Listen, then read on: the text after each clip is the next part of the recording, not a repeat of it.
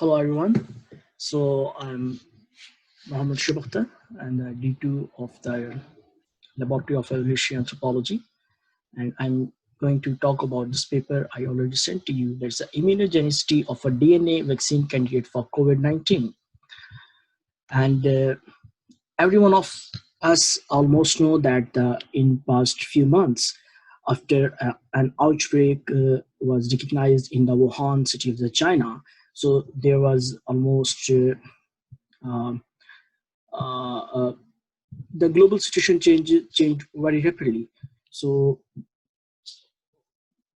mm,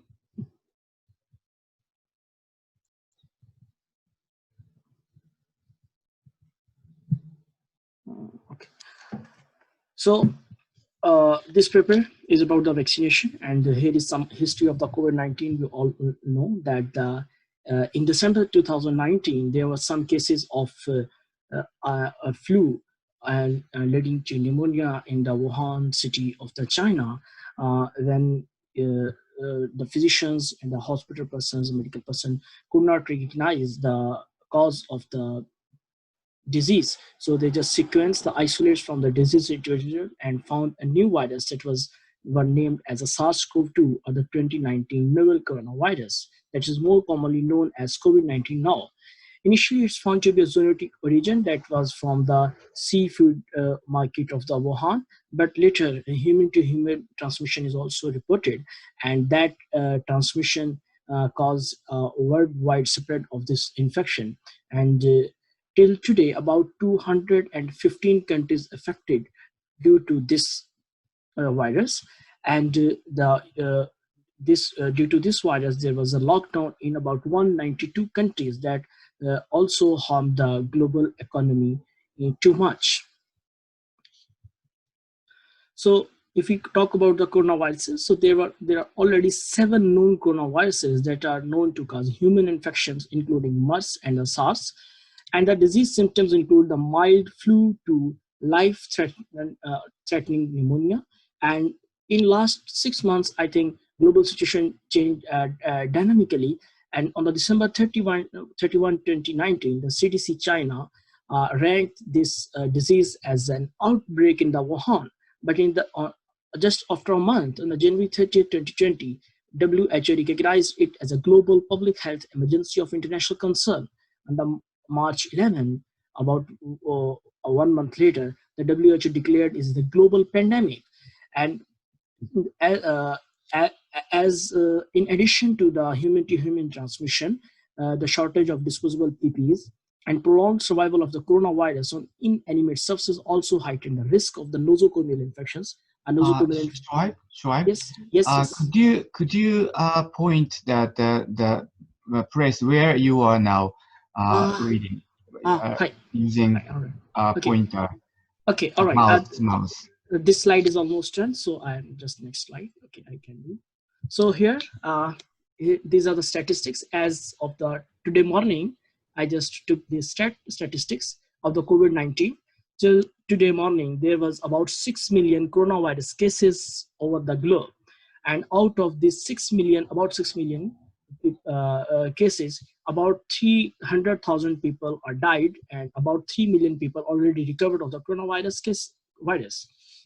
Here are the active cases that are still the cases that are at the present being infected with the COVID-19, and these are the cases that are already closed that may to an end. So we may see about 3 million people at the moment on the planet being infected by this COVID-19, and out of these 3 million, 2% people are seriously ill. And this graph shows timeline how the coronavirus cases started were increasing over the globe, as this is one bar is for 1 day. So you may see that even the 125,000 person per 1 day reported over the globe. And here are the closed cases. You may see there are about 3 million cases that had an outcome. About 88% of them were recovered, and 12% died due to this fatal disease. These statistics are also of today morning. And you may see that, these are the 10 most affected countries by number of the coronavirus cases. The USA is at the top, followed by Brazil, Russia, Spain, UK, Italy, India, France, Germany, and the Peru. So, after the spread of the disease over the globe, COVID-19 prevention has been the hot issue in the science, to the political world, as well as it affected economy of the globe. So everyone over the globe want to prevent from the COVID-19. So uh, to prevent further dissemination of COVID-19 infection, vaccine is of primary importance. There can be two strategies. One is the natural herd immunity in the population, that every person in the population have the antibodies against the COVID-19 virus. So if he get exposure to the COVID-19, he will have antibodies and he can prevent his body from this infection. If we do not have natural herd immunity, then the other thing is we can induce this herd immunity in a artificial way, that is by vaccine. So, but at the moment, no licensed vaccine is available for the COVID-19. So here I have about that how does a vaccine work. So when you get a vaccine, your immune system, usually vaccine have something that uh, your immune system recognize it as a pathogen, that it may cause a disease, but this may be in attenuated form or the killed form, that it cannot cause the disease, but it have the pathogenic antigen against which your body can make the antibodies. So if you are vaccinated, so your body will recognize the virus or bacteria and help you to produce antibodies and remember the disease and how to fight it. So the current research employed synthetic DNA-based approach to design COVID-19 vaccine. So so it's a new terminology maybe, that the synthetic DNA vaccines. So what are the synthetic DNA vaccines and how they work? What are the benefits? So these are amenable to accelerated development timelines, ability to quickly design multiple candidates, because as soon as we get the sequence of some pathogen and the pathogenic the antigen, we can design multiple candidates for the DNA vaccines, and the large quantities can be produced in short time. As all of us know that we can synthesize DNA in our labs, so we can synthesize large quantities and we can fulfill the established regulatory pathways. The good thing is that the synthetic DNA is stable and cold chain free, so it's very good that we can maintain a supply chain over the world and even to the third world countries where it's very difficult to maintain a cold chain. And the other vaccines that are based on synthetic DNA are the MERS-CoV, SARS-CoV, and the Zika virus vaccines. All these three vaccines are currently in the clinical testing phase. So what is already known before we go to the how this study added? So what is already known? Synthetic DNA can drive neutralizing antibody responses. So what is the neutralizing antibody responses? You may see that this is a cell and this is some pathogen, and this thing is something that is a receptor on the cell surface for this pathogen. So this is in principle it will be like this, but if we have the neutralizing antibodies, so you may see here the pathogen came and rather it was to bind to this receptor, antibodies just bound it and neutralize the pathogen, so it's not going to produce any harmful pathogenic effects in the cell. Immunization of the animal models with MERS-CoV vaccine against spike protein protected host. So the viral spike protein binds to its host cell by the cell's receptor. In case of COVID-19, the receptor is the angiotensin converting enzyme 2, and the COVID-S protein binds to ACE2 at least 10 times more tightly than the already known SARS coronavirus.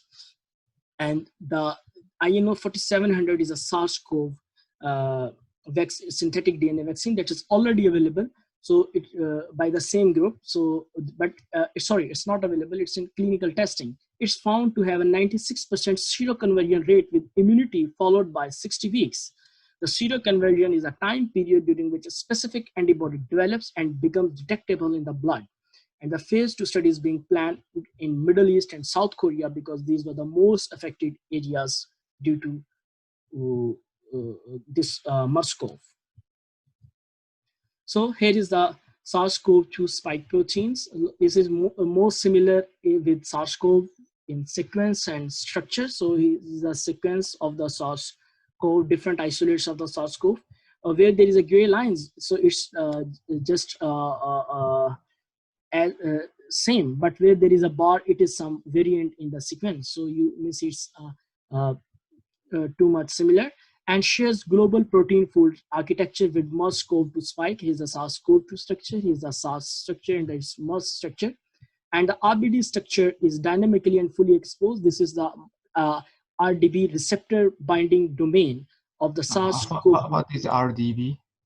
Receptor binding domain. A receptor binding domain. Yeah. Yes. So it is vulnerable target for neutralizing antibodies, even in case of SARS and MERS vaccines. And MERS neutralizing antibody targeted. Not RDB, but RBD. Gomina size. I'm sorry. I'm sorry. Okay. Yeah. MERS neutralizing antibody targeted at RBD tend to have greater potency than other epitopes. SARS-CoV-2 RBD also found to cross-react with antibody induced by the candidate DNA vaccine, and also it binds to the same host receptor that the ACE2 angiotensin converting enzyme 2. So what this study added? So this study described, design, and preclinical testing of COVID-19 synthetic DNA vaccine candidate. The expression of after designing and the preclinical testing of COVID-19 in animal models and in the cells. So expression of CoV-2S antigen RNA and protein in two cell lines as a COS7 and the 293 T cells after candidate vaccine transfection is checked. And then this candidate vaccine is found to induce immunity in mice and the guinea pigs. Antibody levels in serum and lung fluid was found induced by this vaccine. Antibody functionality tested by comparing the antibodies binding to the antigen, and the virus spike protein is not binding to the host cell receptor, and the pseudovirus and live virus neutralizations are also performed. So INO 4800 is the current vaccine candidate, induces cellular and humoral immune responses within days following single immunization. As early as 7 days, antibodies were detectable in the animals. So the current study results are supporting further translational studies to cope with current global health crisis. So just let's talk about the methods. There are many techniques involved that was used in this study. So in the method section, the description of the different techniques is described, while the flow of the experiments is more better can be showed in the results section. So let's talk about the cell lines first. So two cell lines are used in this study. That was a HEK 293, the human embryonic kidney 293T, and African green monkey kidney COS7 cells were obtained from the HECC, and the cell lines were maintained in DMEM, that is a medium to maintain the cell lines that with 10% fetal bovine serum. Is HECC or public cell bank or something? I guess it's a company that provide the cell lines. Okay, it's a company. Yes. All right. Yes. So after transfection of the plasmid DNA from the COVID-19 spike protein, the cells were checked for the in vitro mRNA expression. And for transfection, this is the fusion transfection reagent that was available commercially that was used. And after transfection, the total RNA was isolated using RNA-seq kit. And then the RNA concentration was determined by OD260 and 280. And the 100 nanogram RNA was then converted to the cDNA using this kit. And the real-time PCR to check expression in plasmids were used. In addition to target sequences, that was the PGX 9501 and the 9503. These were the two target sequences of the spike protein. The more detail about these two is coming in the results section. These were amplified using the real-time PCR, as well as the beta-actin was used as a housekeeping gene. And these 256 FEM and the black hole quencher 1 technologies are used to label probes. And this is the equipment Quant Studio 7 Flex real-time PCR studio system that is used for the experiments. CT more than 5 was considered as active mRNA expression. So let's talk about the next experiments about the in vitro protein expression. For the protein expression, Western blot technique is used. 293 T cells were cultured and transfected, and the turbofactor was used for the plasmid DNA transfection, and the cell lysates were harvested using a RIPA buffer, and then the proteins were transferred to the Western blot gel, and the blots were incubated with an anti-SARS-CoV spike protein polyclonal antibody, and the horseradish peroxidase conjugated anti-mouse IgE was used to visualize the blot. So then the immunofluorescence of transfected 293 T cells. So in vitro staining of the spike protein expression in the 293 cells were cultured on 4-well glass slides, and then they were also transfected with the plasmid DNA. After they were transfected, they were fixed and followed by the washing with the phosphate buffered saline, and then they were blocked with the Tritonex and the Dunky serum, and then the rapid anti-SARS-CoV spike protein polyclonal diluted in BSA and the Dinky serum, Tritonex, and the sodium azide. They were done, and then the slides were washed for 3 times and stained with the Dinky anti-rabbit IgG for 1 hour, and slides washed, mounted, and covered with the DAPI floor mount. So the animals used in the study, there were two types of animals used. One is the mice and other one is the guinea pigs. The 2 types of mice were utilized in the study. One is the C57BL6 and other is the BLBC mice. And 8 weeks old guinea pigs were used. And these experiments were performed in the Echo Lab and the Vister Institute in the United States. The institutional ethical regulations were compiled of both institutes where these experiments were being performed. In the mice at the day 0, 2.5, 10, or 25 microgram plasmid DNA was injected to tibialis anterior muscle by needle injection, followed by in vivo electroporation. While in the guinea pigs, 100 microgram of plasmid DNA administered by Mantoux injection, followed by in vivo electroporation. Mantoux is a way to inject in the intradermal. And then in both the cases, in the mice and the guinea pigs, electroporation was used. That the Selectra is a electroporation device that is used for for the purpose. It delivered 2 sets of pulses with 0.2 ampere constant crunch.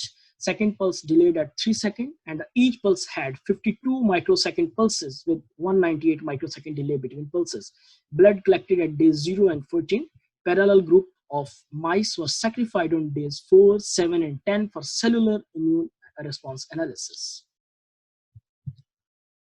So then antigen binding ELISA is performed. So the antigens that were tested were the 3 antigens from the SARS-CoV and the 3 antigens from the SARS-CoV-2.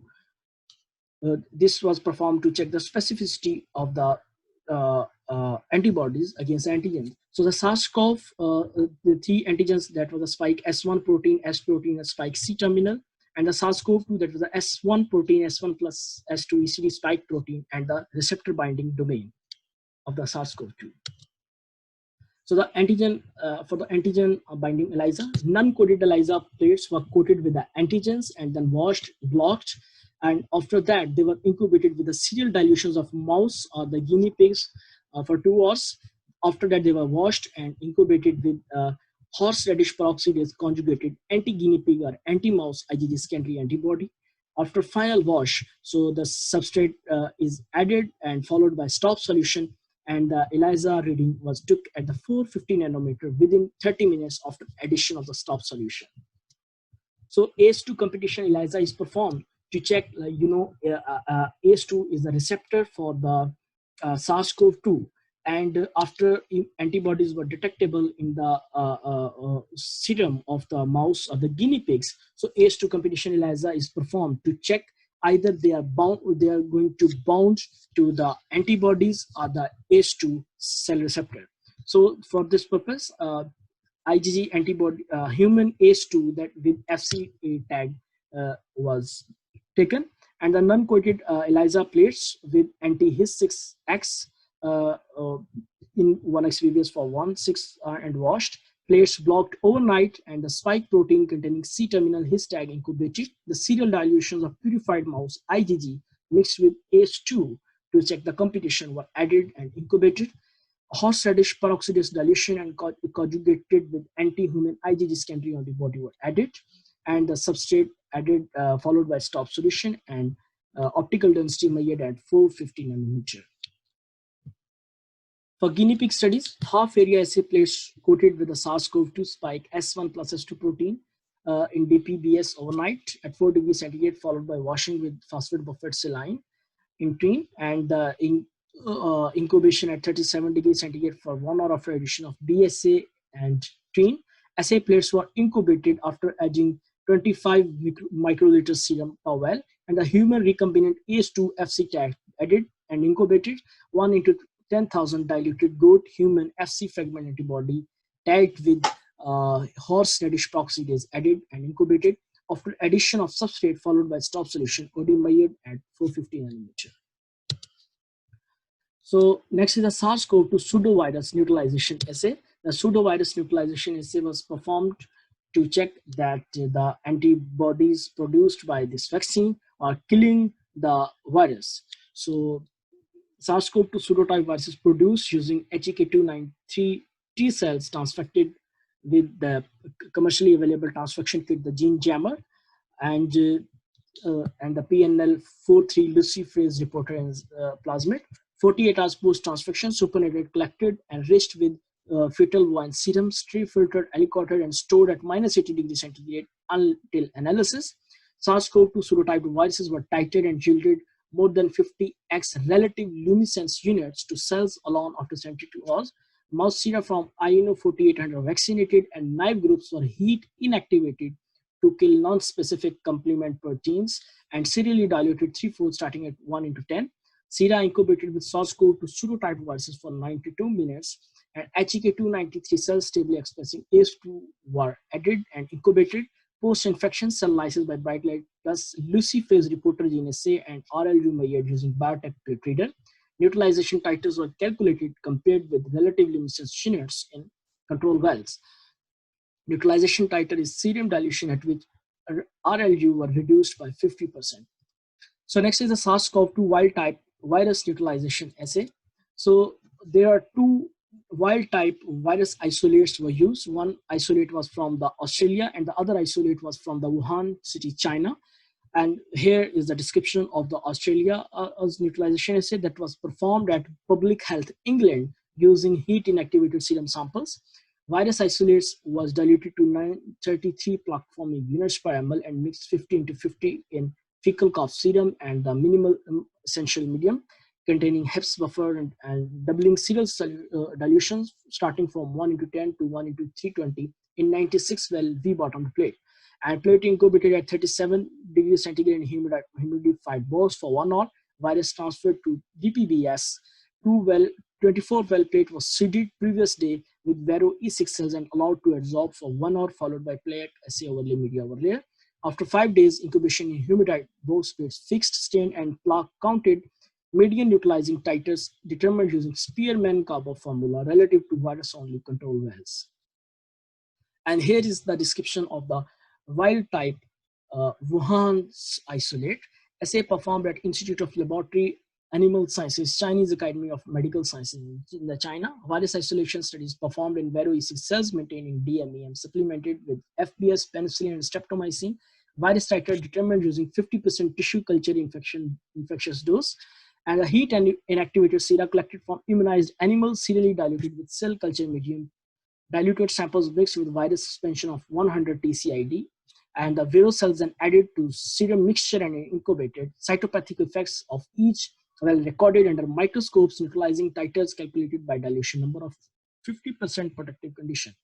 So here is a ball collection, that is a bronchoalveolar lavage, that is a lung washing, to check the biodistribution of the antibodies that all of us know that the COVID-19 is it starts from a mild flu and leads to the pneumonia. So that's the lungs are washing. So it's very important that the antibodies induced by the vaccine must go to the lungs. So for to check the distribution of the antibodies in the lung washing of euthanized and exsanguinated mice were collected. 700 to and 700 to 100 microliter ice cold PBS containing EDTA, sodium azitrine and protease inhibitor used with blunt ended needle. The same for the guinea pigs, and collected ball stored at minus 20 degrees centigrade until assay performs. So then the interferon gamma ELISpot was so performed to.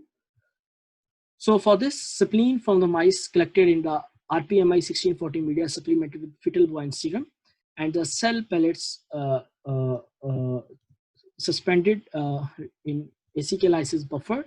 This suspension centrifuge is suspended in nylon buffer, and the mouse's interferon gamma ELISpot plates blocked with R10 medium, and 200,000 splenocytes plated in each well. We know the splenocytes are the progenitor cells for the leukocytes that may be then converted to the T lymphocytes that are going to produce the cellular immune response. So that's why we did this experiment, and we do matrix mapping performed to identify immunodominant responses. And point please. Where are you? Yeah, okay. This here. Okay, after ELISpots, that are enzyme-linked immunospots that were developed as per manufacturer protocol and quantified by Immunospot CTL reader. So the next thing is a flow cytometry. So the intracellular cytokine staining was on mice site stimulated with SARS-CoV-2 protein, stained with anti-mouse CD107A, anti-mouse CD4, anti-mouse CD8A, vivid dye, APCCY7, anti-mouse CD3E, and BD605, anti-mouse interferon gamma. Phobal melicate acetate used as a positive control and the medium only as negative control. Cells were washed, fixed, and cell events acquired using FACS control for the fluorescence activated cell sorting equipment. The analysis was done by FlowJo software, and then the structural modeling you already saw about the SARS-CoV-2 spike protein. So it is the SARS-CoV and MERS-CoV structural models constructed from protein data bank ID, SARS-CoV-2 structure built using SARS-CoV-2 structure as a template, and the Rosetta remodel simulations employed to build de novo model based on appropriate amino acid mutations, and the structural figures made using PyMol tool. So that's for the statistics. GraphPad Prism 7 or GraphPad Prism 8 versions of this software are used for all statistical analysis. P-value is considered significant if more than 0.05. Lines and graphs represent mean value. Error bars represent standard deviations. No sample or animal excluded in analysis. No randomization performed for animal studies. No blinding performed before any experiment.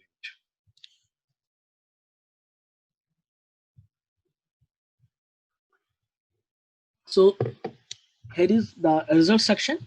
So the result section is divided into these 8 categories. That's the design and synthesis of COVID-19 vaccine and the constructs, and the in vitro characterization of these constructs. After the in vitro characterization, when they pass the in vitro characterization, the humoral immune response produced by these candidate vaccine in mice and in the guinea pigs, and then the competitive inhibition of SARS-CoV-2 S protein binding to the ACE2 receptor, then the biodistribution of SARS-CoV-2 reactive IgG to the lung, either they're present in the lung or they're not, and the coronavirus cross-reactive cellular immune responses in mice, that are how they are cross-reacting, either they are specific for the SARS-CoV-2 or they're cross-reacting with other types of antigens, and the BLB mouse SARS-CoV-2 epitope mapping, the which map epitope this vaccine is going to target. So let's talk about, first of all, the design and synthesis COVID-19 DNA vaccine constructs. 4 spike protein sequences of the SARS-CoV-2 were retrieved from the Global Initiative for Sharing All Influenza Data.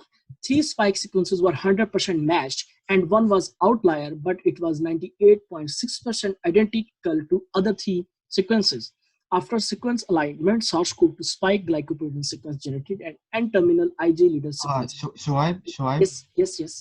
So this sequence is from the 100% match to which Mm. strain, Uh, because there are diverse virus sequences, I think, that globally. yes, okay. So actually, this is GSAID, that is a global initiative for sharing all influenza data. So in February, there are the 4 sequences that were released to this. 4 different sequences were released from different parts of the world by this initiative, and they took all that 4 sequences for and checked their identity, their how much identical they are. So the out of 4 sequences, 3 were 100% matched. So they're not going to take all virus sequence, they're just taking the spike sequence, the spike protein that is actually that's binding to the ACE2 receptor in the humans. So they just took the spike protein. So they found the 4 sequences at that time in the February, actually in the February 2020. So So the point is that this spike sequence is conservative. So this would be suitable for designing the antibody against yes, against this yes, portion. yes, Okay. yes, yes. They are not variable like other viral disease like Yes, HIV, I. where it can be variable and may affect. So after their sequence alignment, so they just add the SARS-CoV-2 spike glycoprotein sequence, and they uh, added the IG leader sequence and highly optimized DNA sequence encoding SARS-CoV-2 IgE spike created using Innovios. Innovio is a company that was that's working on this vaccine. They have an in-house this tool, in silico gene optimization algorithm, and they synthesize sequence digested with BUM-HI and SU-1 and cloned into PGX-0001. This is a vector they had designed for their cells. And after they prepared 2 plasmids, the one is a PGX-9501 that were having the first 3 spike sequences, and 9503 were having only 1 outlier sequence that was 98.6% identical to other 3 sequences. So they So proceeded. they constructed two Yes, constructs. yes, Okay, with the 2 different sequence types. yes, yes, And this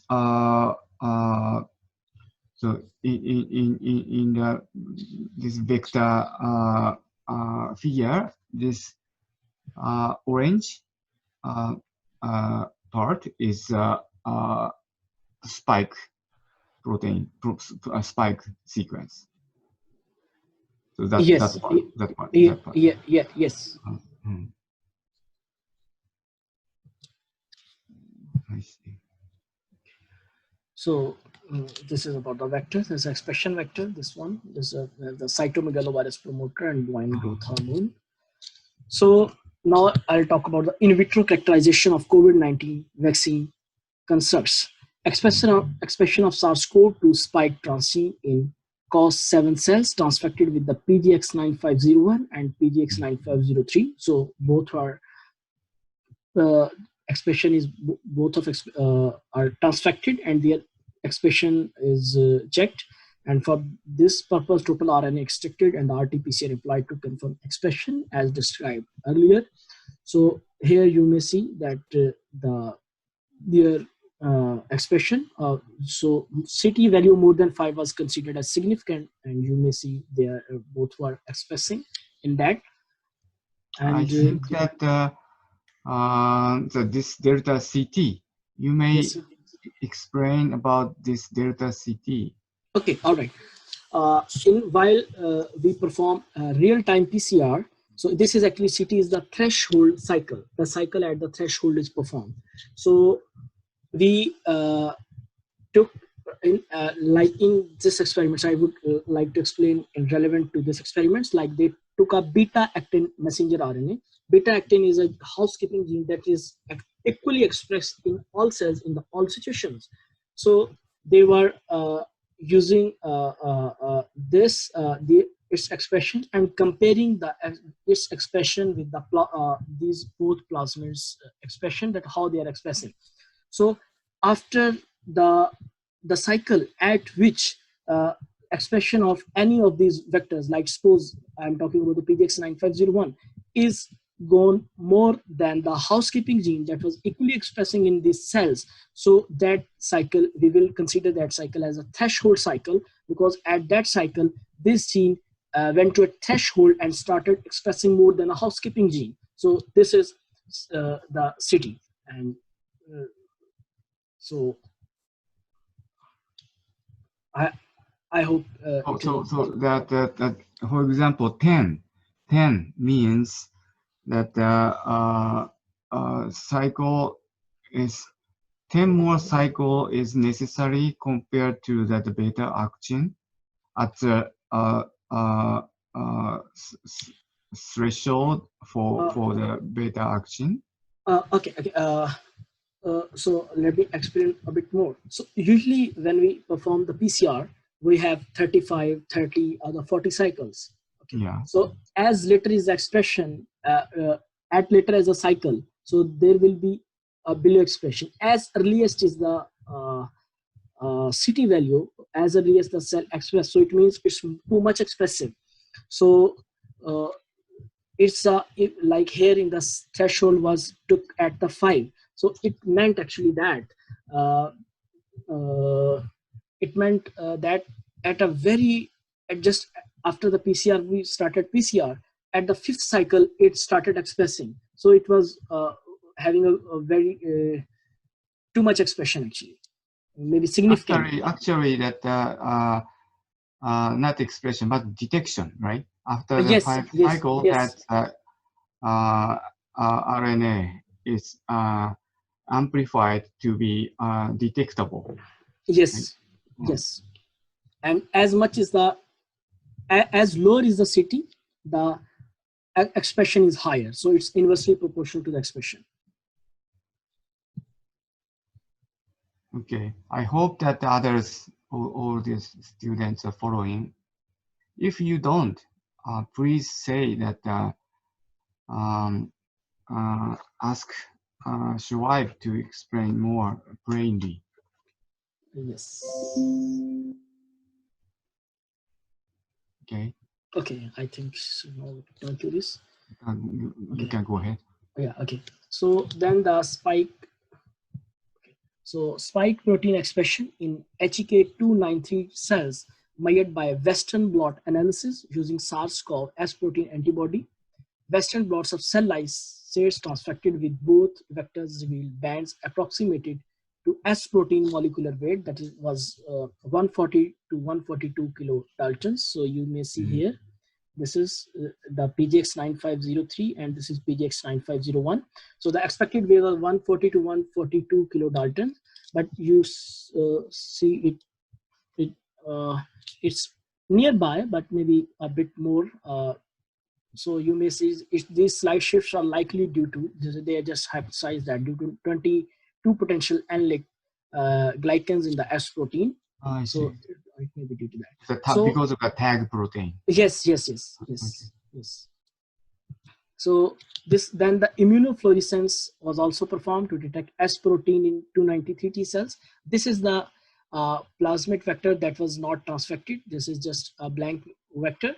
And this is a PGX9503 and this is a PGX9501. You may see here is no immunofluorescence can be seen, but here there is an immunofluorescence and here there is a lot of immunofluorescence.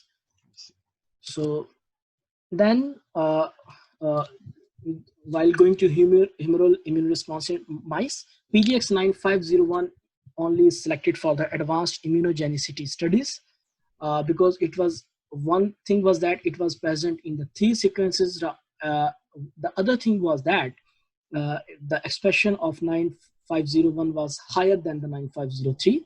So, and it is termed as the INO 4800. This is terms, this is the name of this candidate vaccine that will be used in next parts of this presentation. And the immunogenicity evaluated in BLBC mice, the sera reactivity against a panel of SARS-CoV and SARS-CoV-2 antigens was seen. IgG binding is SARS-CoV-2 antigens can be seen. So here you may see this is a control, and this is the INO 4800 immunized BLVC mice, the sera of the BLVC mice, and the six antigens. So for the mice, this DNA construct was injected, not Yes, the protein yes, expressed in the cell. uh, So the DNA is supposed to, this vector is supposed to make expression in the mice body. yes, yes. Okay. Yes. So then after infection, they collected the serum, and this is the control that were not affected, the BLBC control serum from the mice that was not immunized with the vaccine.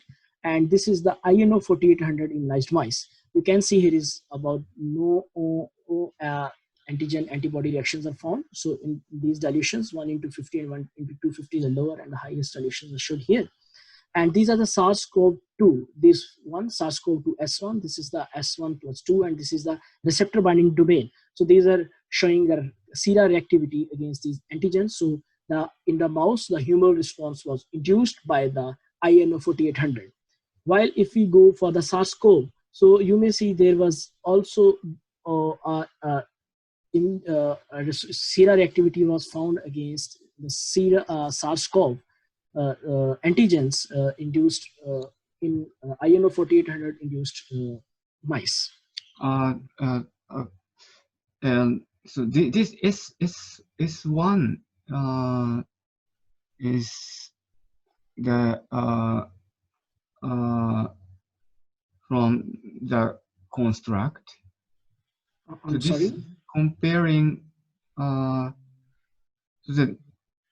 this INO for 800 is a construct. Yes, yes. Right, and so this and I don't understand that actually. What is S1? S1 plus 2.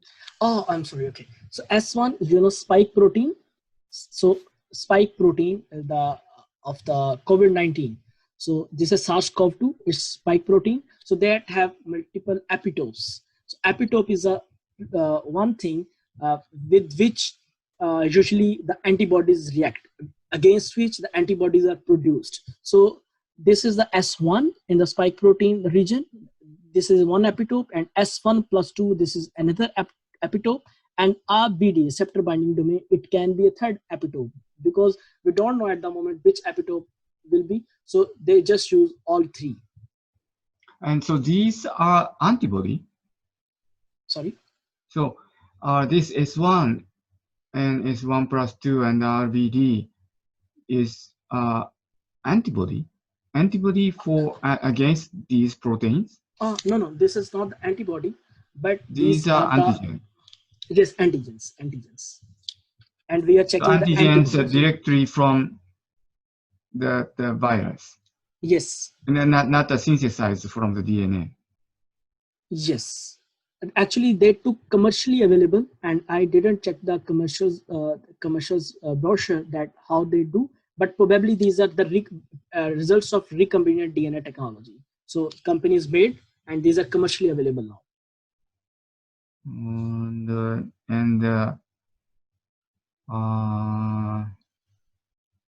Actually, I'm lost.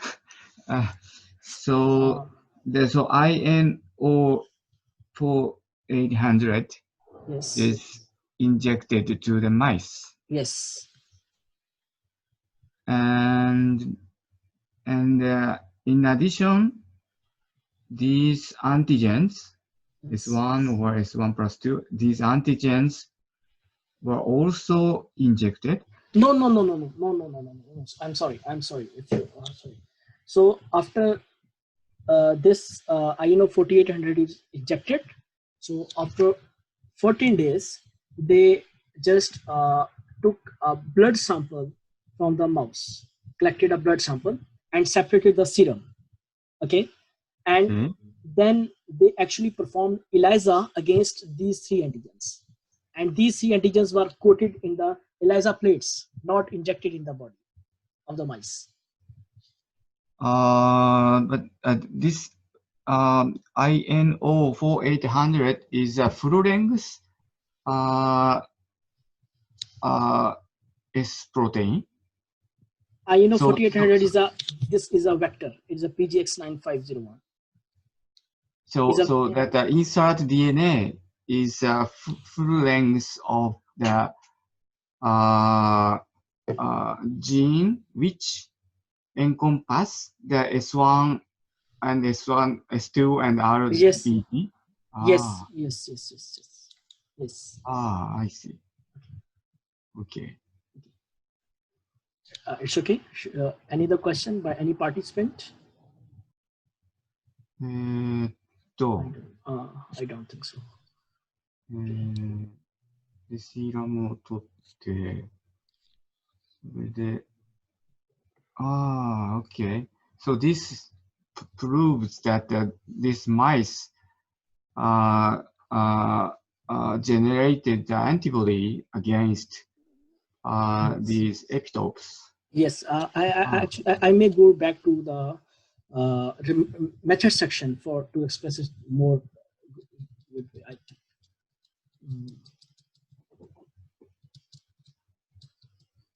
So this I performed antigen binding ELISA.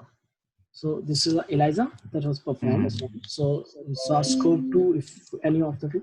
So the non-coated ELISA plates were coated with the antigens or these 6 antigens. So 6 plates took, suppose, and each plate was coated with one of these antigen.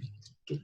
And then they are washed and blocked. Okay. And is there some that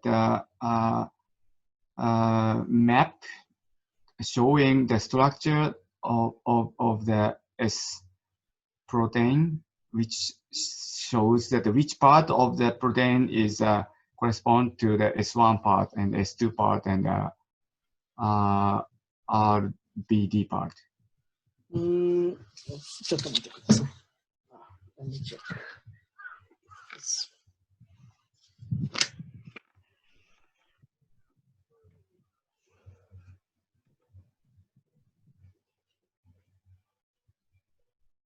No, I don't think so. But in the last section of this results, they had done an epitope mapping that these antibodies Okay, work against. figure one is actually that what I want to say. Okay. All right. So the this construct encompass these whole regions. Yes. Okay. Okay. Now I think I understand. All right.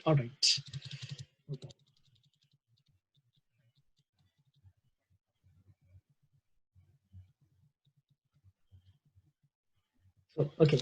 So okay. I think Now I'm with you. All right. So then the serum IgG for the same antibodies from the same serum, their endpoint titers. Endpoint titer is a titer like we have started diluting serum with 1 into 10, then 1 into 20. So the lowest titer at which, highest titer at which this antibody is detectable. So here they describe the endpoint titers for the CoV2 spike protein. What is EP? What is EPT? Endpoint titers. Endpoint titer. Endpoint titer is something like we diluted 1 into 10, then 1 into 20, 1 into 40. So what was the highest endpoint where dilution at which this antibody was detectable in the serum? Okay. And the serum IgG is purified serum from the mice? So Yes. the not the crude serum, but the IgG is purified from the Uh, mice serum. yeah. Actually, no. It was just in the serum, but we used. Okay, this is actually the crude serum. Yes. Yes. Yes. Okay. Yes. Yeah. And so you may see. So this is PVAX is the vacant one, and that was a negative control plasmid, and this Mm. was the mouse that was injected 2.5 microgram of the plasmid DNA, and this was a 25 microgram of the plasmid DNA. So you may see it's a very at very highest concentrations. So it was present in the body. Okay. This Okay. is for the spike S1 plus 2 protein, and this is for the receptor binding domain. Here you can also see there is nothing in the negative control, and for the very highest titers, there these antibodies were available in the serum. So, Okay. so then is the neutralization assay they performed.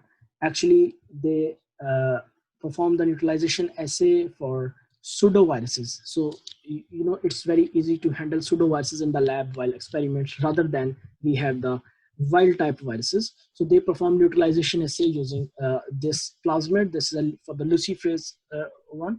Uh, that was displaying SARS-CoV-2 spike proteins. Neutralization titers were detected by decrease in relative luminescence units compared with controls. Pseudovirus was incubated with serial dilutions of sera and then added to human ACE2 expressing 293 cells. So you may see here that actually these were the nice mice sera that were not uh, immunized with the INO 4800. So after they were exposed with their serum was exposed with the pseudoviruses, so there was no cross reactivity. They were just like that, almost just like they were before. But when it was uh,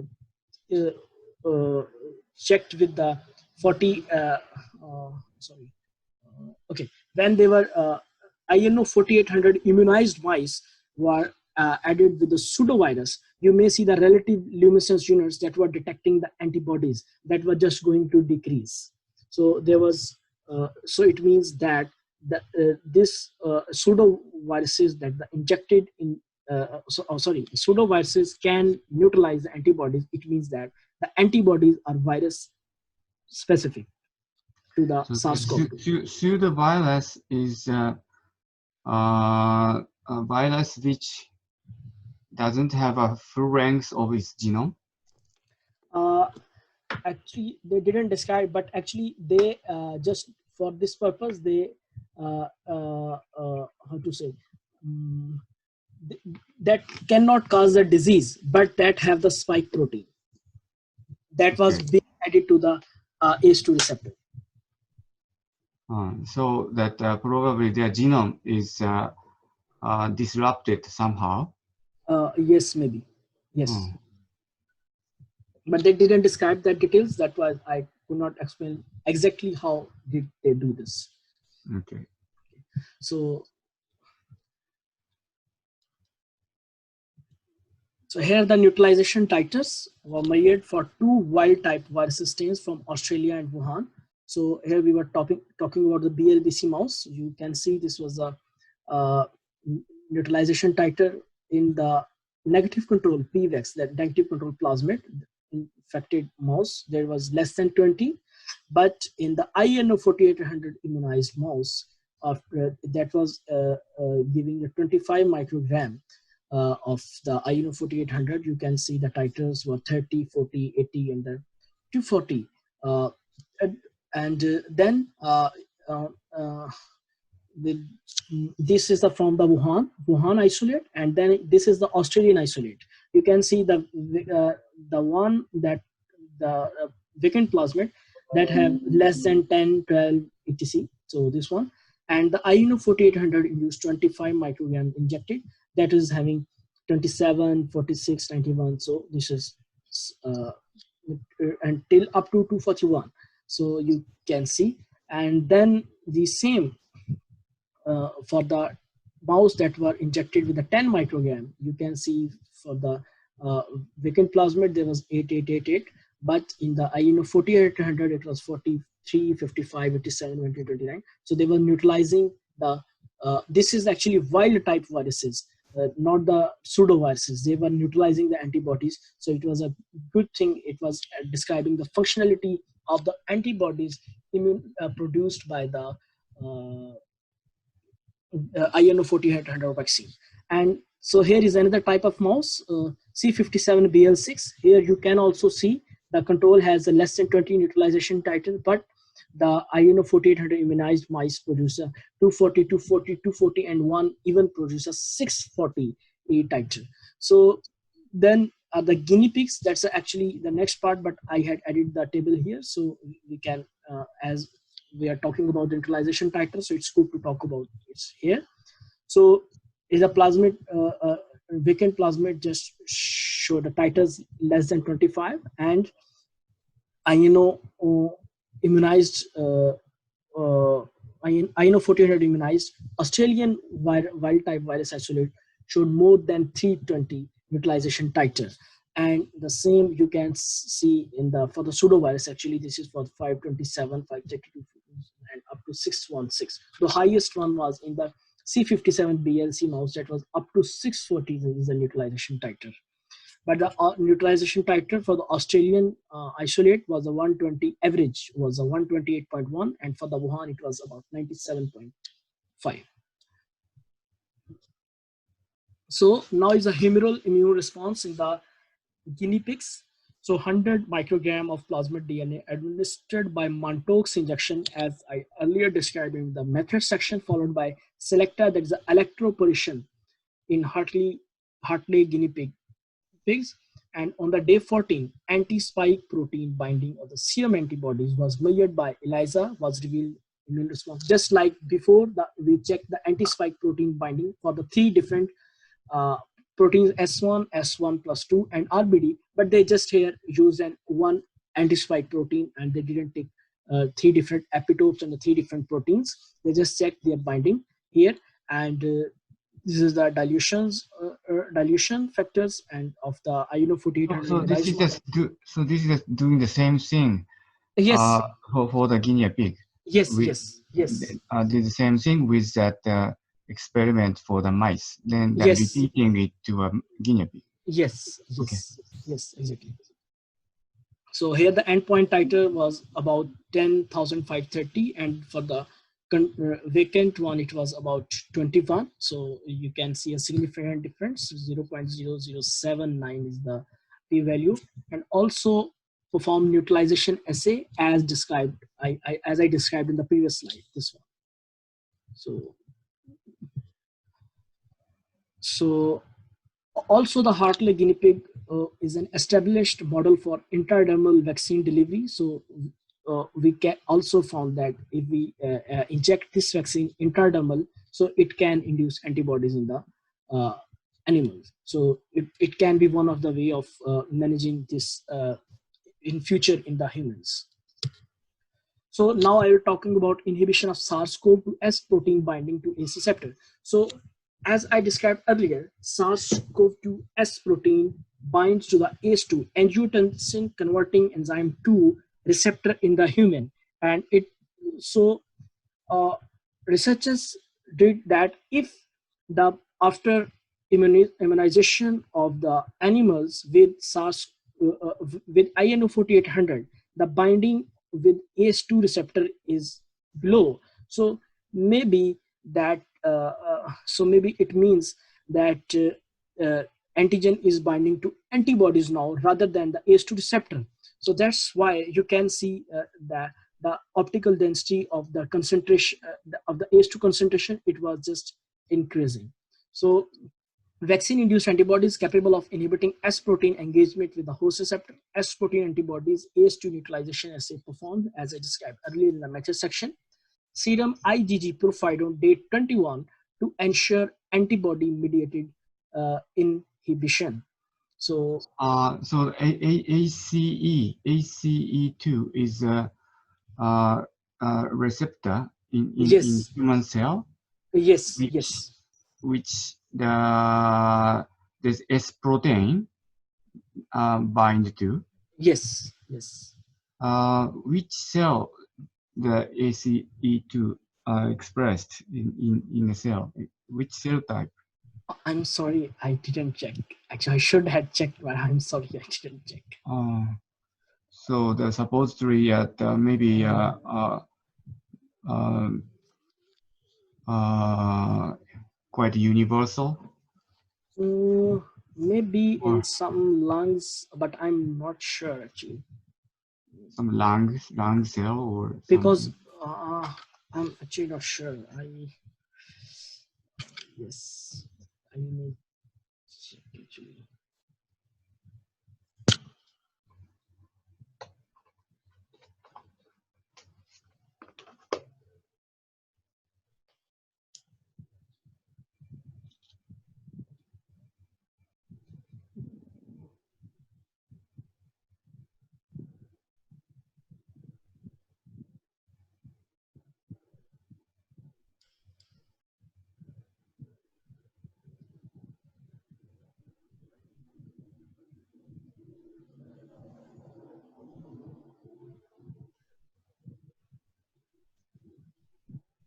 Actually, this is expressed in, I was just checking, I'm sorry, is present in many different cell types and tissues, including lungs, heart, blood vessels, but details I may need to more check in detail that exactly which cell type is that, but it's being expressed in many type of tissues.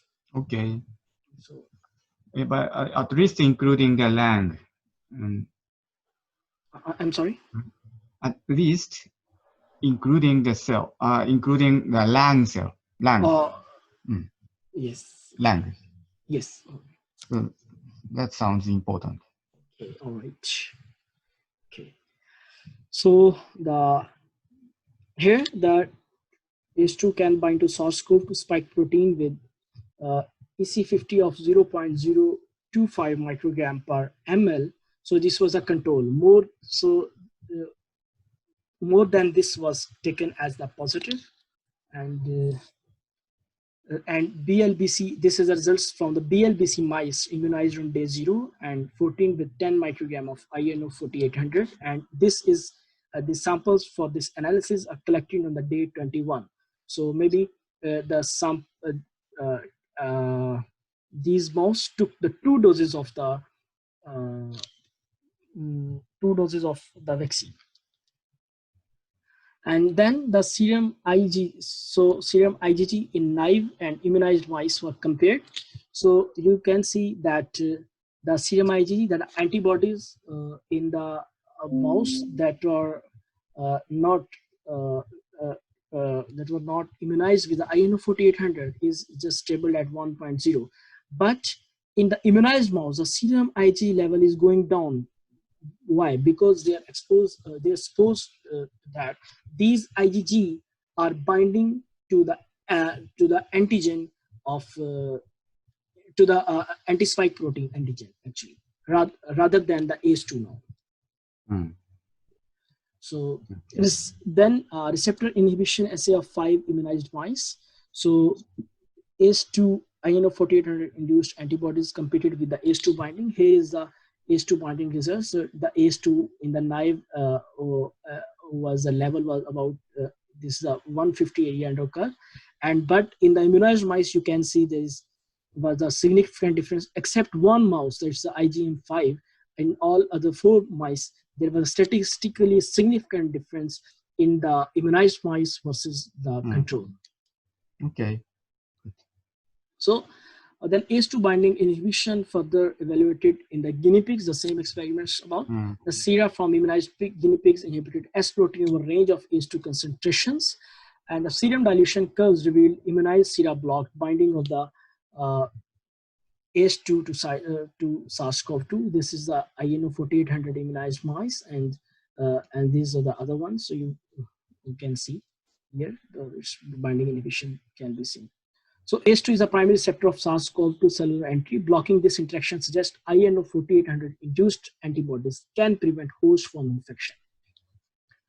So then the biodistribution of SARS-CoV-2 reactive IgG to the lung. So all of us know that the severity of the COVID-19 is associated with a lower respiratory disease in the lungs. So it's very important that either these antibodies are present in the lung mucosa or not. So to check the presence of antibodies and lung mucosa, the bulk fluid collected and the SARS-CoV-2 S protein ELISA performed. So the statistically significant increase in SARS-CoV IgG observed in immunized BLBC mice and the guinea pigs. This is the results for the BLB mice, and here are the results for the guinea pigs. So you may check the these are the endpoint titers. This is the vacant one, and here is the highest one. So you may check the statistically What significant. is BAL fluid? This is a type of mouse that's used. Mouse. BAL? BLBC. That is. No. BAL Okay, fluid. okay. I'm sorry. Okay, this is bronchoalveolar lavage. That are lung washing. Lung. Lung washing. They added some solution into the lung and then just get back. So that was a Okay. sample about the fluid in the lung. So this is Okay. the bronchoalveolar lavage. So this is actually that testing that effectiveness for the lung. Yes, because it's a lung disease, so affecting lung mucosa. So it's very important that the antibodies should be present in the lungs. What is lower respiratory disease? Sorry? What is lower? Lower respiratory disease. Okay, we usually classify the respiratory disease in two patterns. One is the upper respiratory disease and other is a lower respiratory disease. Upper respiratory disease are the diseases that usually affect our nose and our pharynx and the larynx. And when our trachea and our lungs, our bronchi and alveoli and the lungs, the sections they involve, so we say it's a lower respiratory disease. So the lower means that lung and lungs, yes, and the inside and, things like the alveoli and the bronchial. Okay. Yes. Okay. Okay. All right. So the INO-1400 induced anti-SARS-CoV-2 antibody found in the lungs.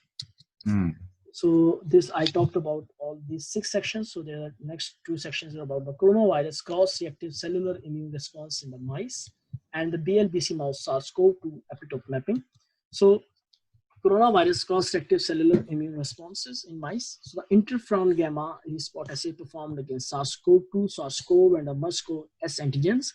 This was to check that the cross-reactivity of the antibodies that was produced by this INO-4800 vaccine, that either they are specific to the SARS-CoV-2S, so they are not having any reaction to other causes of coronaviruses. So for this, they sacrifice the BLBC mice at days 4, 7, and the 10 post-administration 2.5 microgram or 10 microgram of plasmid DNA. Splenocytes harvested and stimulated with 15 mer pools of S protein for 20 hours. 15 mers was mean the 5 mers from the SARS-CoV-2, 5 from the SARS-CoV, and 5 from the MERS. And the T cells producing interferon gamma are also identified. Flow cytometric analysis on splenocytes from BLBC mice 14 days post-immunization revealed 0.04% CD4 positive T cells and 0.32% CD8 positive interferon gamma positive T cells. So you may see here, if you come, this is the plasmid. This was vacant. There was not having anything. And this is the 2.5 microgram infected INO-4800 and the 10 microgram injected INO-4800. On the day 4, there was almost no response. But if you see on the day 7, so there was response. You can see the spleno spots, interferon gamma spots, and on the day 10 there was a very huge response. But if we check the cross reaction with the SARS-CoV, so there was a bit response with the SARS-CoV, so it may cross react with the SARS antigen as well. So it's due to their genomic closeness. But for MERS, there was no response about that. So this is this is, and then is the BLBC mouse SARS-CoV-2 epitope mapping. So they wanted to know which epitope on the S1, S or the RBD receptor binding domain is where this antibody is induced by INO 4800 are mapping. So for that process, spleocytes from BLBC mice receiving 10 microgram for T800 dose used for epitope mapping. So 30 pools were made, and that was used to spleocyte for 20 hours, and immunoreceptor responses were detected in multiple peptide pools. These are the 30 pools, and here are the immunodominant responses that were added. The data collected from this was deconvoluted and to identify epitopes clustering in the RBD and S2 domain. And the PHGVV FLHV, this is the one that's found to be over one of the in S2 region that was to the epitope with which let's see, mm, which antibodies were affecting most. So, and that one is the its nearest structural epitope also found in the SARS-CoV human HLA2 restricted. So this was the epitope. So for which that was antibodies were binding. So next is the discussion part. So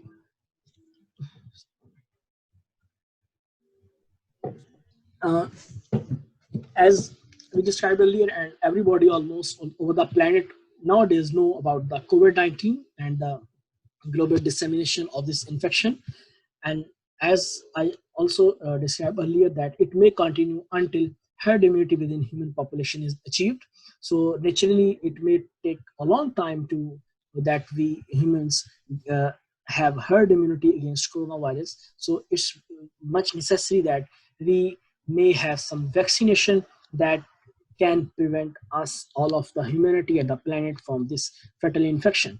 So the work started immediate after public release of SARS-CoV-2 genome in the February, and the current data of this vaccination supported expression and immunogenicity of candidate vaccine in animal models, as I described, and the humoral and T cell responses observed in mice, and the S protein binding and ACE2 inhibition observed in guinea pigs and uh, and in mouse both, and the neutralizing antibodies measured in both species of mice and guinea pigs, and also we do this neutralization antibodies for were functional with the pseudovirus as well as with the wild type versus from the Wuhan and Australia.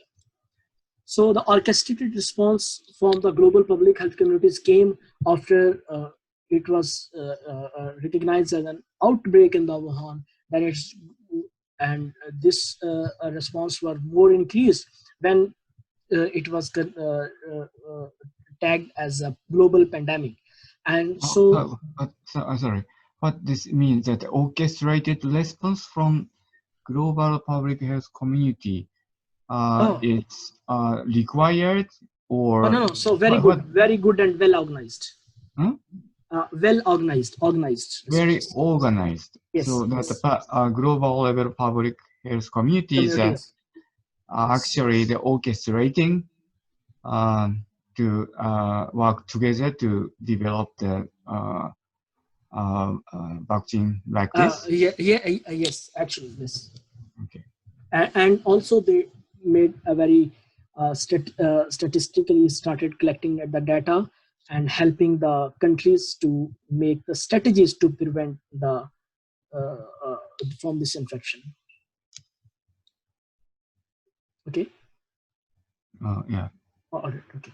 So that's why there was an improved strategy for the vaccine development. One of the many strategies of the vaccine development was a synthetic DNA strategy that was utilized in this paper. And this is just like a plug and play, like you just have to induce a vector into the human. What is plug and play? Plug and play is just like you have the uh, mm, um, just like anything, we just plug something and just play started equipment, and so this vaccine may have the effect like plug and play. Like as soon as we inject this vaccine, so this vaccine is capable of producing antibodies within 7 days, at early as seven Ah, days. so So it means that work very quickly. yes, exactly. Ah, Just like we plug the pen drive in the computer and it just started working within seconds. So for the I see. human body, That, it's that very that quick. that is a way of saying. Okay. Oh, yes. Mm, So, and the concept design and engineering parameters optimized for in vivo gene expression. So the concept design and engineering parameters that was optimized for this vaccine that was already optimized by this research group for the MERS vaccine and the Ebola virus vaccine, Zika and Lassa viruses, and all these vaccines are undergoing clinical testing. And then the SARS-CoV-2 S protein was chosen as a target region. This is a major envelope protein in the virus service. In the initial studies showed the virus interaction with ACE2 can be blocked by antibodies. So it is one of the good thing as a positive signal. And the in vivo studies revealed IgG levels in immunized animals, and the INO 4800 induced antibodies against S1 plus S2, S1 and RBD are uh, produced by this vaccine, and the antibodies functionality examined by neutralization assay with pseudo and wild type viruses. This is a very good thing, so that it can neutralize the viruses when the organisms are immunized with this vaccine. And the competitive inhibition of S protein binding to ACE2 in presence of INO 4800 induced antibodies is also observed, and the vaccine induced antibodies also detected in lung washes in mice and the guinea pigs. That's one of the very good thing, that the mhm, antibody is present in the lung mucosa if the virus mhm, went there, so it can protect the person from the life-threatening pneumonia.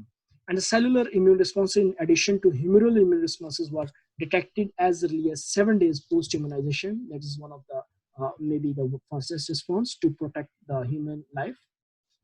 And the rapid cellular response is a key potential to lower viral load and can also reduce spread and associated illness. mm, And the synthetic DNA platform has synergetic characteristics. Synthetic DNA is stable, mm, and that the in vitro and in vivo testing can potentially begin within days, because you just have to take the sequence, design it, make a plasmid, and have to uh, test it in vitro and in vivo. So it can be deployed within days. And the stability profiles directly to vaccine deployment, like the uh, uh, so it is stable at the room temperature. It's stable at the 30 up to 37 degrees centigrade. If we save it at the 2 to 8 degrees centigrade, it can be saved 4 to 5 years. So it's very easy for to store it in somewhere, because this is temperature is very easy and available almost everywhere where there are refrigerators. And then there's a room temperature. So it just can, I'm sorry, I just typed TS. It's 1 year actually. 1 year. Oh. Yes, I'm sorry. So at room temperature, it can be saved up to 1 year, and at the So 37 because degrees this is centigrade. a DNA, right? Yes. Oh. And at 37 degrees centigrade, we can save it up to 1 month. And the zero conversion can be observed after single dose, like in the animals, after single dose of the 2.5 microgram, 10 microgram, and the 25 microgram. We saw the induction of antibodies after even the 7 days. So the antibodies were present. So now the question is that, will single dose be enough for the for humans or not? Mm, So this needs some more translational studies. So the vaccine-induced immunopathology may be a potential concern. I'm sorry, a vaccine may be a potential concern in future. Maybe it induce some other immunopathologies that can affect human life. But the no evidence of DNA vaccines reported in mice or non-human primate models for other vaccines that are already tested, like the vaccine of the MERS-CoV and the SARS-CoV, that is based on the DNA, synthetic DNA based technology, but they didn't show any immunopathology of potential concern in the mice and the non-human primates. Even this vaccine didn't show any immunopathology associated with in the mice, but for other non-human primates, they may have to do some experiments. Lung immunopathology, characterized by Th2-related eosinophilia, is reported for whole inactivated virus recombinant protein in BLVC mice. For some other vaccines that are based on the recombinant proteins showed helper T cell 2 related eosinophilia, but this vaccine induces helper T cell type 1 immune response. So it's also not going to, maybe it's not show any of the such lung immunopathology in the future. And the functional neutralization and the plaque assay told us about the binding of the antigen to the antibody and inhibition of the binding with ACE2, inhibition of the spike protein to the ACE2. So the INO 4800 is promising and encouraging results revealed by measuring functional antibodies and the T cell responses. So it can be at the moment the humanity is suffering from this fatal disease. So in the future, it can be one of the vaccines that can protect the humanity, which is one of the much needed vaccine of the time. So that's all from my side, and I'm just looking for the more questions and anything to be that can be discussable and helpful. Yes, thank you very much. So that so I understand that this DNA vaccine is very, very effective to the, at least for the mice and the guinea pig. Yes. And then what is the usual step for the application to human? So I'm not familiar with these things, and so for me that I wonder why that this DNA virus immediately applied for human, and what is the necessary step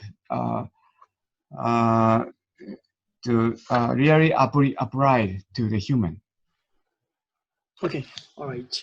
So usually the steps when we have some such new thing that can be applied to the humans and we make it for the humans, we have some things, some steps. First of all, we do check the in vitro experiments that they do.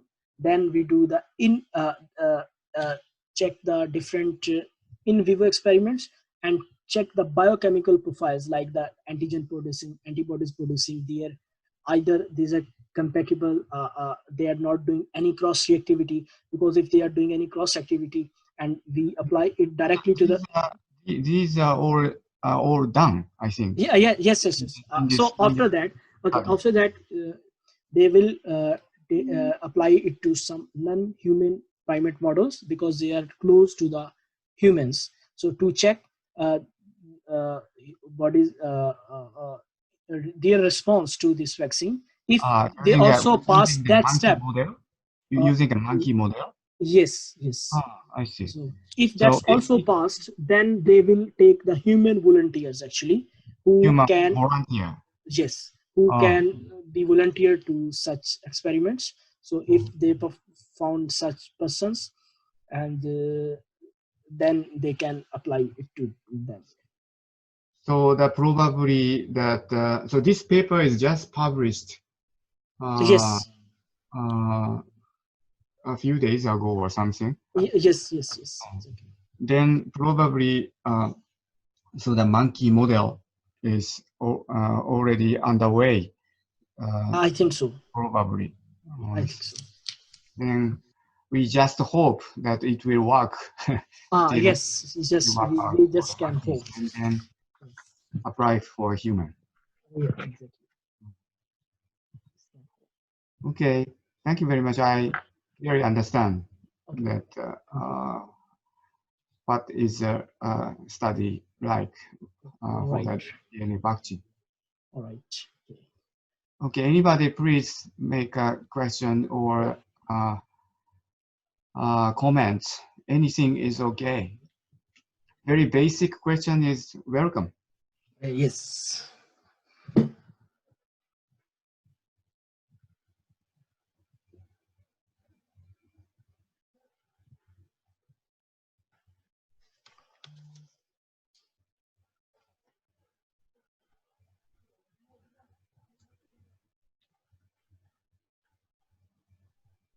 Anybody understood?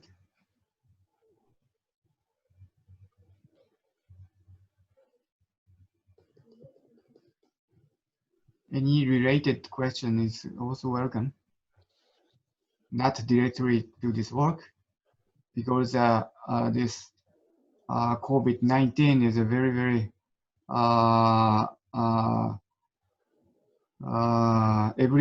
everyday thing today. Yeah.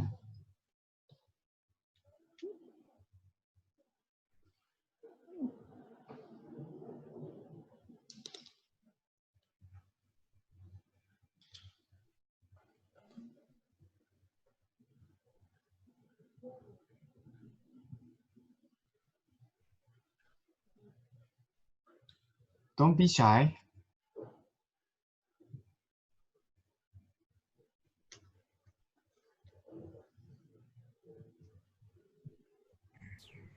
Hi.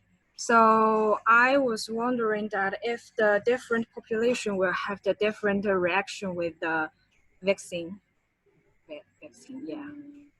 I'm sorry, I didn't understand. So now they didn't have the experiments with the human, right? They Okay. just have the maybe the monkeys experiment.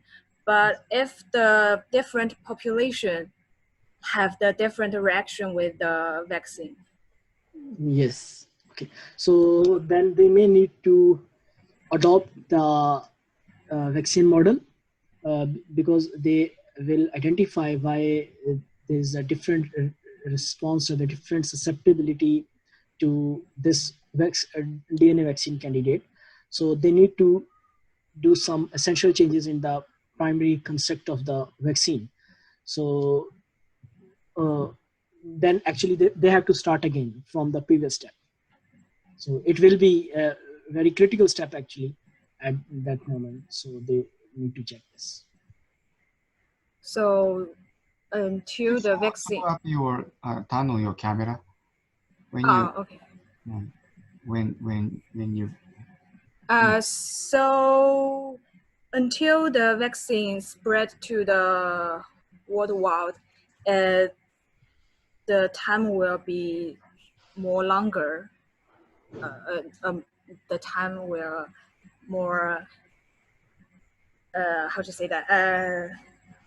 So you said to the different population, they have to do the more experiments, right? So until the vaccine spread to the worldwide, the maybe half year will be cost. Okay. So did you understand my question? I understand, but I didn't say that is you have a question. Like you're asking that they may have a uh, different response to different populations, right? Yes. Okay, so in that case, first of all, I think they will do some statistical analysis to see if this is a statistically significant difference or not. So if it's not statistically significant, so then they will continue it. So, but if the difference is statistically significant, then they need to uh, change the vaccine model. They may need to change some vaccine design, vaccine concept, and so they need to check to do experiments again. Definitely, because if there is a risk to the different human population and are if it's not good for all the humans, so definitely it should not be marketed. So because before marketing this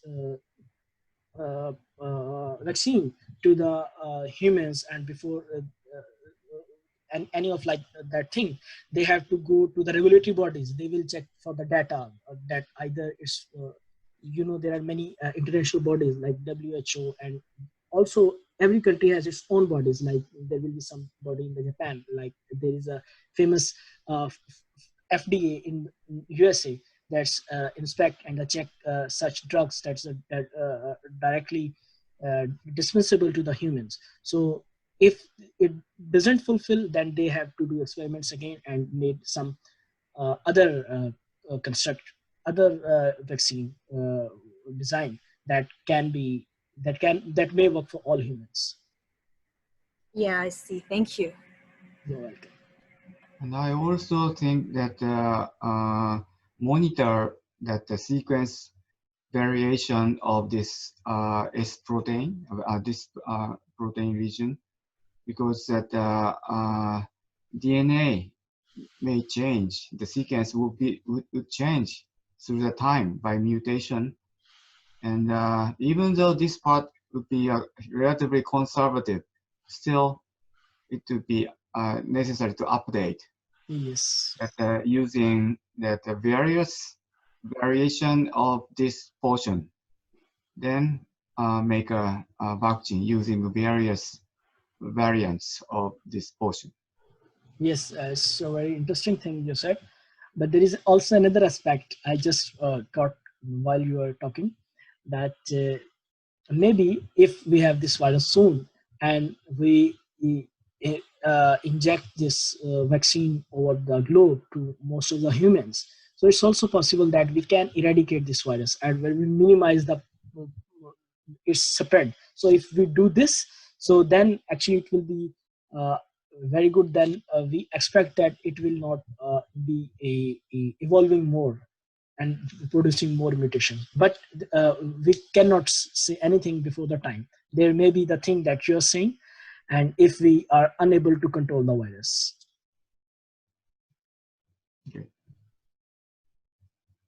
Any other comments, questions?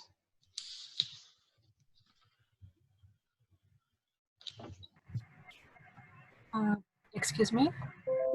Hi. Hi. Hi.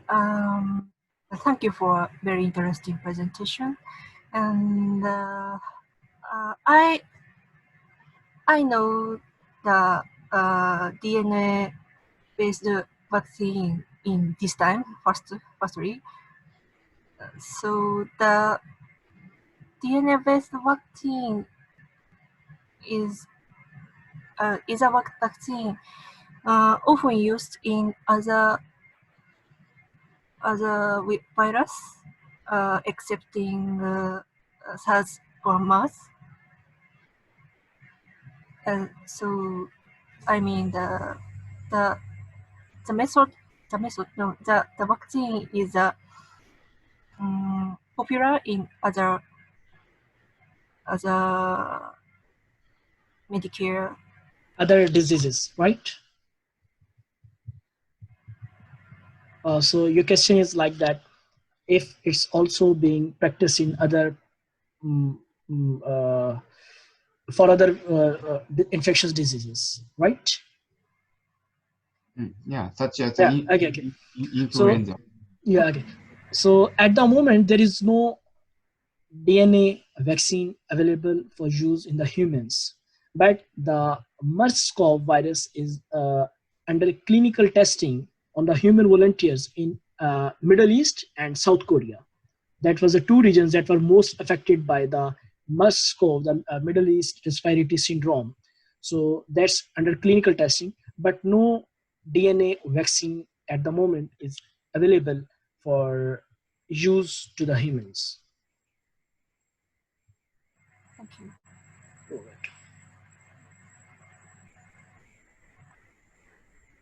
Any others? 他はいいですか？